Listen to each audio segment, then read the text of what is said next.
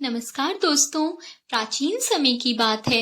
एक बार सभी नवग्रहों सूर्य, चंद्रमा, मंगल, बुध, बृहस्पति, शुक्र, शनि, राहु और केतु सभी में विवाद छिड़ गया कि सबसे बड़ा कौन है। जब आपस में उनका निर्णय नहीं हो पाया तो वह सभी देवराज इंद्र के पास पहुंचे। इंद्र इन सब को देखकर घबरा गए और इस निर्णय को देने में उन्होंने असमर्थता जताई। लेकिन उन्होंने कहा कि इस समय पृथ्वी पर राजा विक्रमादित्य हैं, जो कि बहुत न्यायप्रिय हैं। वे ही इसका निर्णय कर सकते हैं। सभी ग्रह एक साथ राजा विक्रमादित्य के पास पहुंचे और उन्हें अपने विवाद का कारण बताया।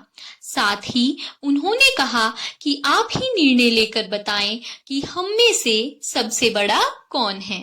राजा इस समस्या से चिंतित हो उठे, क्योंकि वे जानते थे कि जिसको भी उन्होंने छोटा बताया वही नाराज हो जाएगा।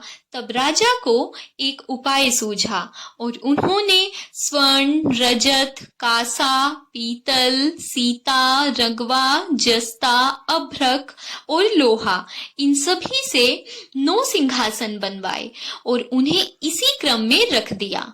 फिर उन्होंने सबसे निवेदन किया कि आप सभी अपने सिंहासन को ग्रहण करें।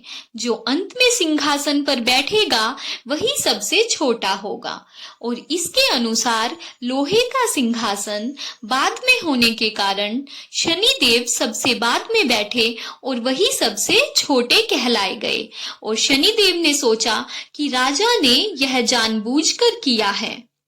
उन्होंने नाराज होकर राजा से कहा, राजा, मैं कुछ नहीं जानता। सूर्य एक राशि में 1 महीना, चंद्रमा 2.25 महीना, 2 दिन मंगल, 1.5 महीना बृहस्पति, 13 महीने और बुध और शुक्र 1 महीने में विचरण करते हैं। परंतु मैं 2.5 से 7.5 साल तक रहता हूँ। बड़े बड़ों का मैंने विनाश किया है। श्री राम की 7.5 आने पर उन्हें वनवास हो गया और रावण की 7.5 आने पर उसकी लंका को बंदरों की सेना से परास्त होना पड़ा। और अब तुम भी मुझसे सावधान रहना। ऐसा कहकर नाराज हुए शनिदेव वहां से चले गए। कुछ समय बाद राजा की 7.5 आई। तब शनिदेव घोड़े के सौदागर बनकर उसके राज्य पर पहुंचे। उनके पास कई बढ़िया घोड़े थे। राजा ने जब यह समाचार सुना तो उसने अपने अश्वपाल को अच्छे घोड़े खरीदने की आज्ञा दी। राजा के अश्वपाल ने कई अच्छे घोड़े खरीदे और एक सर्वोत्तम घोड़े को राजा की सवारी के लिए रख दिया। और जैसे ही राजा उस घोड़े पर बैठा, वह घोड़ा सरपट वन की ओर भाग पड़ा। वन में पहुंचकर वह अंतर्धान हो गया और राजा भूखा प्यासा भटकता रहा। तब एक ग्वाले ने राजा को पानी पिलाया। राजा ने प्रसन्न होकर उसे अपनी अंगूठी दे दी और अंगूठी को देकर राजा नगर की ओर चल पड़ा। वहां उसने अपना नाम उज्जैन का एक निवासी है ये बताया। वहां एक सेठ की दुकान पर जाकर राजा ने पानी पिया और कुछ आराम भी किया। और भाग्यवश उस दिन सेठ की बहुत बिक्री हुई। सेठ ने उसे बहुत भाग्यशाली समझा और उसे खाना खिलाने अपने घर पर ले गया। जब राजा सेठ के यहाँ एक कमरे में बैठा था तो उसने देखा खूंटी पर एक हार टंगा है और उस हार को खूंटी निगल रही है। थोड़ी ही देर में पूरा हार गायब हो गया। जब सेठ आया तो उसने देखा कि हार गायब है।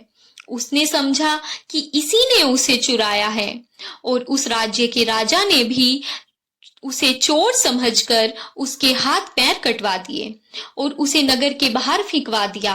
वहां से एक तेली जा रहा था, जिसे राजा के ऊपर दया आई और उसने उसे अपनी गाड़ी में बिठा लिया और फिर वह मुंह से आवाज कर बैलों को अखड़ने लगा। उस समय राजा की शनि की दशा समाप्त हो गई। वर्षा काल आने पर वह मल्हार गाने लगा। तब वह जिस नगरी में था वहां की राजकुमारी को उसका गाना बेहद पसंद आया। तो उसने प्रण कर लिया कि उस राग गाने वाले के साथ ही वह विवाह करेगी। उसने अपनी दासी को उसे ढूंढने भेजा। दासी ने बताया कि वह एक ऐसा आदमी है जिसके हाथ पैर नहीं हैं। परंतु राजकुमारी नहीं मानी। जब राजकुमारी नहीं मानी तो राजा ने तेली को बुलवाया और उसे विवाह की तैयारी करने को कहा और फिर उसका विवाह राजकुमारी से हो गया। एक दिन सोते हुए शनिदेव ने उस राजा के स्वप्न में आकर कहा, राजन, देखा, तुमने मुझे छोटा बताकर कितना दुख झेला है। तब राजा ने उनसे क्षमा मांगी और प्रार्थना की, हे शनिदेव, जैसा दुख मुझे दिया ऐसा किसी और को मत देना। शनिदेव मान गए और शनिदेव ने कहा, जो मेरी कथा और व्रत कहेगा उसे मेरी दशा में कोई भी दुख नहीं होगा, और जो नित्य ही मेरा ध्यान करेगा और चींटियों को आटा खिलाएगा उसके सारे मनोरथ पूरे हो जाएंगे। साथ ही शनिदेव प्रसन्न होकर राजा को हाथ पैर भी वापस दे दिए। प्रातःकाल आँख खुलने पर राजकुमारी ने राजा को देखा तो वह हैरान रह गई। तब उस राजा ने अपनी रानी को बताया कि वह उज्जैन के राजा विक्रमादित्य हैं। यह सुनकर सभी बहुत खुश हुए। सेठ ने जब यह सब सुना तो वह राजा से क्षमा मांगने लगा। राजा ने कहा, कोई बात नहीं, यह सब शनिदेव का कोप था, इसमें किसी का कोई दोष नहीं है। सेठ ने फिर भी निवेदन किया कि मुझे शांति तभी मिलेगी जब आप मेरे घर चलकर भोजन करेंगे। सेठ ने अपने घर में तरह तरह के व्यंजनों से राजा का सत्कार किया। साथ ही सबने देखा जो खूंटी उस दिन हार निगल रही थी, अब वह उसी हार को अगर रही थी। सेठ ने अनेक मोहरे देकर राजा का धन्यवाद किया और सेठ ने राजा से कहा कि वह उसकी कन्या से विवाह कर ले। राजा ने इसे स्वीकार कर लिया और कुछ समय बाद राजा अपनी दोनों रानियों के साथ उज्जैन नगरी को चल दिए। उज्जैन की सीमा पर ही उनका खूब स्वागत हुआ। सारे नगर में दीपक जलाए गए और खुशियां मनाई गई। राजधानी में घोषणा की गई कि शनिदेव को राजा ने जो छोटा बताया था वह उनकी गलती थी और शनिदेव सबसे सर्वोपरि हैं। तब से सारे राज्य में शनिदेव की पूजा और कथा नियमित